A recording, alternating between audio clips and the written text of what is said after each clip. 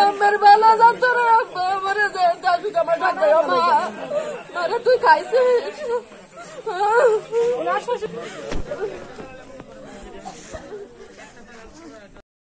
দৌড় দিয়েছে, দৌড় দেওয়ার সাথে এলো আমার ভাই বাড়ি মারছে, এই পাঞ্জায় তুলে বাড়ি মারার সাথে পড়ে গেছে। রামদা দেখেই দৌড় দিয়েছে, পড়ে গেছে, পড়ে যাওয়ার সাথে কোপ মেরে দিয়েছে আমার বাইরে। কোপ মেরে দিলে আমার বাস্তি আবার দৌড়ে যেয়ে ধরছে আমার বাস্তির মাথায়। তারপরে আমার বাস্তি যে ধরছে, আমার বাস্তিরও দিয়েছে এই জায়গা।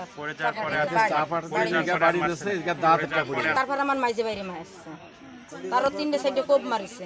তারপরে আমার বাইকনের ছেলেরও মারছে। তাহলে যে দুই পাশের আড্ডি ভেঙে গেছে।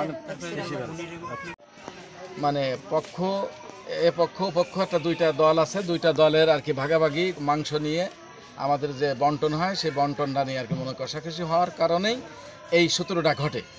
তারপরে যখন এই কোবাকুবি আগে আমি ছিলাম, তখন আমাদের নবীর হোসেন চুন্নু এবং জামাল মেম্বার সাবেক ইনরা আমাদেরকে পাঠায় দেয় যে গেঞ্জাম কোনো গোলযোগ দরকার নাই, তোমরা বাড়ি যাও। আমরা সকলেই বাড়ি চলে আসি। কিন্তু আমার এই চাচা হুমায়ুন, তা নবীর হোসেন চুন্নু, উনি বললো যে তুই দাঁড়া। তখন সে ওখানে দাঁড়ানো ছিল।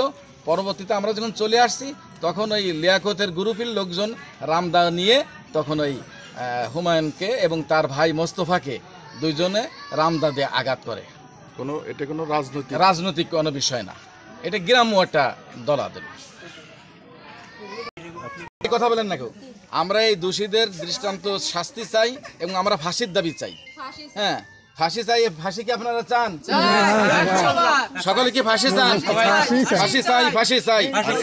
বিষয়টা এটা নিতে চাই না, বা আমরা রাজনীতি করতেও চাই না। এ বিষয়ে সামাজিকভাবে আমাদের যে ঘটনাটা ঘটছে, এই ঘটনাটা আমরা দাবি জানাই, ফাঁসি চাই।